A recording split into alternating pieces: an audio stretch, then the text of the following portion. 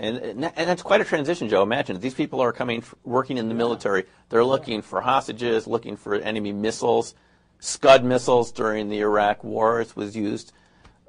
Any sort of military sort of objectives you can imagine, and the pressure, the stakes are very high. From military usage to spiritual Some usage, sort of personal and spiritual growth. Degrees. Right, and that's what we use it for now. And this is obviously for the average person, this is the most important thing. I think that's the most important thing.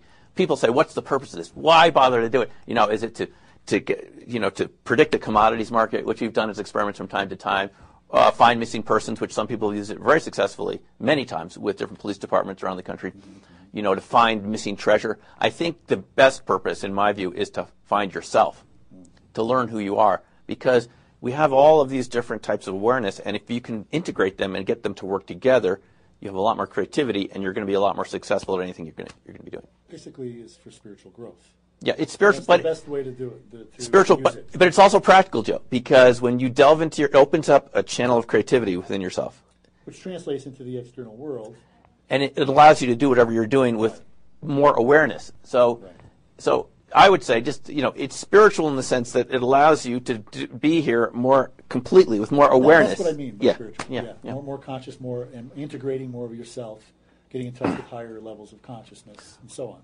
Right. Because some people, Joe, think of it, going out of body. Right. To them, spiritual is almost non-material. The way I look at it is when all the different levels are integrated together and they work well together. They're grounded in a way. And have a grounding. Exactly. This is the challenge we're having right now in our society with all the economic crises we're having and foreign policy and so forth, is there's a lack of integration between the different levels of our own awareness, and it shows. And it expresses itself as economic crises and social crises and political crises, when really it's coming from the inside of lack of integration. It's like it's a system that doesn't work well within itself. And once those things work, to look without instead of looking within. We're taught right. Like, why look within? That doesn't even make sense in a way, in terms of our conditioning. Exactly. And RV teaches you that there's a lot more going on in there that you're aware of. Now, most people, Joe, are aware of this at night when they have dreams. But you don't pay much attention to those when you wake up, right? How long do those last as you're waking up? About half a second, unless they're really strong. And they. Okay, now that's what we're talking about. Can you take us not through like a literal session of remote viewing, but can you take us through, the basic protocol for somebody to do remote viewing? Yeah, the basic protocol is you quiet your mind down, and there is an objective or a target, whatever you want to call it, hidden somewhere else. And the idea is to describe that. Now, you're not given any information ahead of time about the target. So how are you going to start? Well, there's a protocol of starting with very low-level information at first, just hard or soft, wet or dry, things of that nature, basic descriptions, man-made or natural. So sensation. Yeah, it progresses to sensation. It's very rudimentary sensation. Basic level stuff, just as you're touching something, what it would feel like. Heat and cold and rough and smooth. That's the next stage. Okay. The next stage is hot or cold, rough or smooth, and colors and sounds and temperatures and so forth. Basically, the aperture sort of opens up as you're going along. It starts off small, opens up. Eventually, you're describing dimensions, shapes, sizes, and so forth. And if you go far enough along, you begin to sense almost the emotions of people or animals or things at the target site, concepts. And at the highest level of the practice, you can move around in space and time, go along timelines and see what will happen in the future or in the past, move around in space, and different sort of exercises. So the targets become more abstract in a way? They can become more abstract, and they can be used with a lot more precision and detail. But it starts out very rudimentary, because the aperture kind of starts out with, it's like looking through a keyhole, okay? Maybe you're building a foundation in a way. Yeah, you got to just describe a little basic shading what's there, and the keyhole opens and you begin to see more. And the way you do that, Joe, since that was your question, is by quieting down the monkey mind, the noisy mind. You don't suppress it. It would be like saying, don't think of purple elephants. Right. Not going to work. There's a way to write the information down so it doesn't block the flow from the subconscious. Basically what you're doing here, in a nutshell, you're getting in touch with the subconscious by training the conscious mind not to interfere. Most of us have been trained to delete and suppress and interfere with our subconscious processes if it doesn't fit what we think is going on. And this is training, basically. To unlearn, basically, is what you're talking about. To unlearn. You got to unlearn that habit of interfering with yourself. And the only rule here, this sounds simple, but it's not so easy to do. Don't edit anything out. write everything down that comes to your mind for the next half hour or hour while we're doing the session. And if you can do that and it starts to flow, it begins to cohere spontaneously into solid target contact if you don't interfere with it.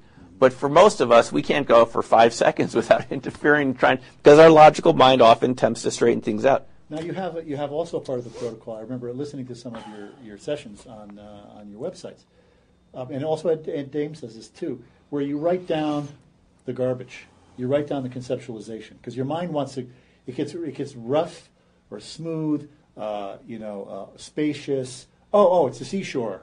It's the seashore. In Atlantic City. Yeah. Write all that crap down, as a method of sort of trashing it in a way, right? You let it go. Back to the analytical overlay. Back to the basics. Keep going and see what you come out with at the end. Yeah. And isn't there also one where you just do something quick? That's called the ideogram. Let me just show you, Joe, okay. Since we got the pictures right here in Opening Minds, to show you what they look like. We start out. You just referenced the ideogram here. This is kind of the ideogram. This is really Can we get a shot on a spontaneous movement of the person's autonomic nervous system. Okay. We don't know. Your conscious mind doesn't know what that means, but the subconscious is saying to this viewer, there's a structure there. In this case, it happens to be the Washington Monument.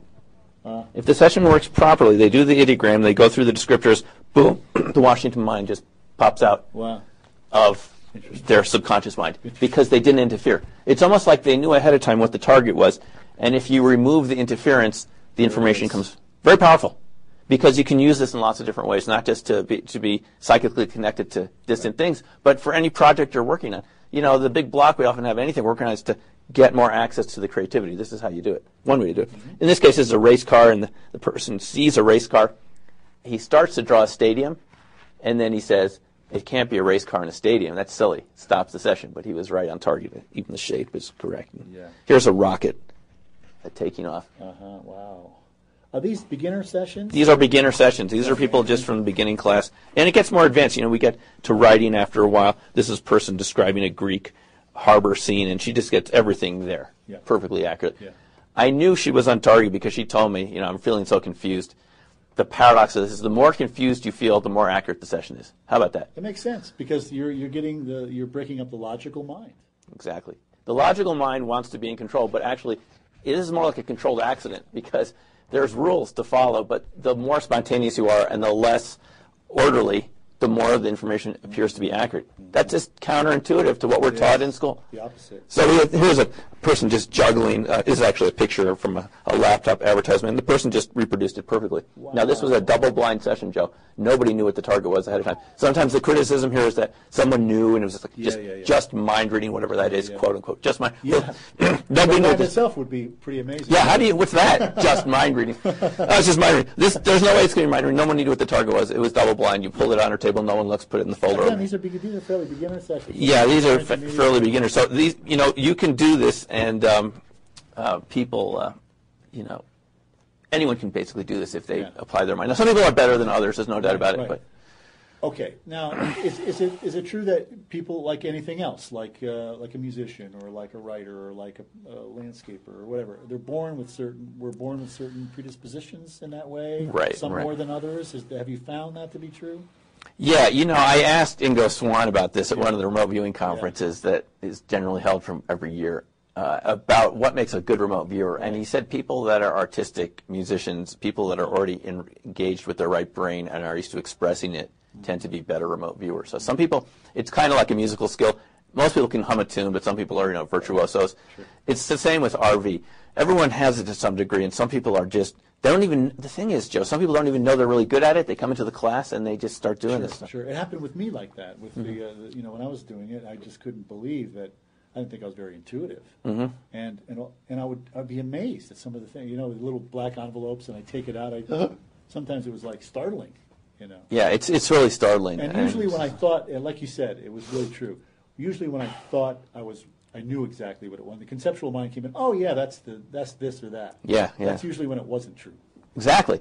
The more you think you're nailing the target, the more it's off. And then I'd be like, wait a minute, I thought for it's sure. It's the opposite of what you think things are with your mind. The more confident you are, the less accurate the session tends to be, because it's not coming through the conscious mind. The conscious mind helps interpret it.